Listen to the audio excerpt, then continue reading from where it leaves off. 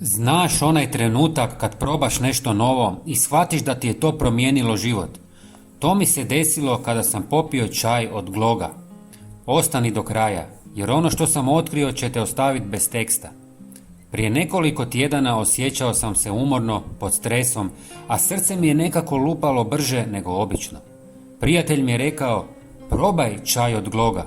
To je prirodni lijek star vjekovima. Nisam očekivao puno, ali odlučio sam probati. I vjeruj mi, nisam bio spreman za ono što je uslijedilo.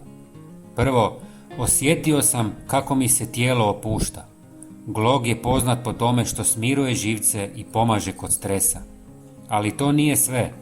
Istraživanja pokazuju da glog može poboljšati cirkulaciju, smanjiti pritisak u arterijama i čak podržati zdravlje srca.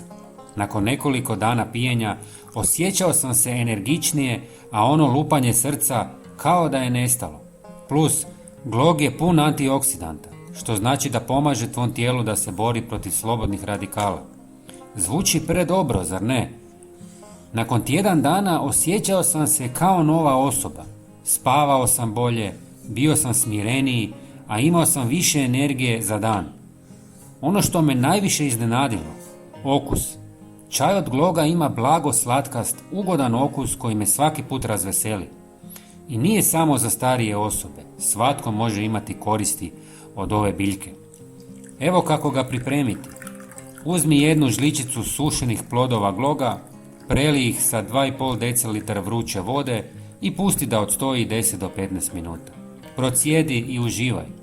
Možeš dodati malo cimeta i meda ako voliš slađe. Pij 1 do 2 šalice dnevno, ali nemoj pretjerivati. Glog je moćan, pa se posavjetuj s liječnikom ako imaš ozbiljne zdravstvene probleme. Probaj čaj od Gloga i uvjeri se zašto je ovo prirodni eliksir za srce i dušu. Ostavi like ako ti se svidio video, pretplati se za još ovakvih savjeta i podijeli svoje iskustvo u komentarima. Vidimo se u sljedećem videu. Pozdrav!